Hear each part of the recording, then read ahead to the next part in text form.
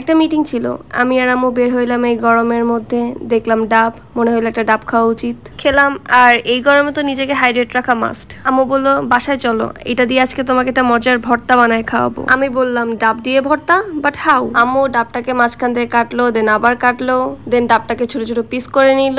এখন শিলপাটা দিয়ে ডাবগুলোকে ভর্তা করে নিচ্ছে। আর এর মধ্যে যার যারা আমাদের ফেসবুক পেজে ফলো দাওনি তাড়াতাড়ি যে কারিমা রহমান ফেসবুক পেজে ফলো দিয়ে আসো। ডাবটাকে ভর্তা করা হয়ে গেছে, এখন একটা বোলের মধ্যে পেঁয়াজ কুচি, কাঁচামরিচটাকেও ছাড়লো না, এটাকেও ভর্তা করে ফেলেছে আম্মু। দিয়ে দিল এর মধ্যে চিলি ফ্লেক্স, চিনি, আরো চিনি, দেন এর মধ্যে অ্যাড করে দিল স্বাদ মতো লবণ, সরিষার তেল, আর এর মধ্যে অ্যাড করে দিল অনেকগুলো তেঁতুল। এখন এটাকে ভালো করে মেখে নিতে হবে। আর এর মধ্যে যে আমাদের ইনস্টাগ্রাম আইডিতে ফলো দিয়ে আসো।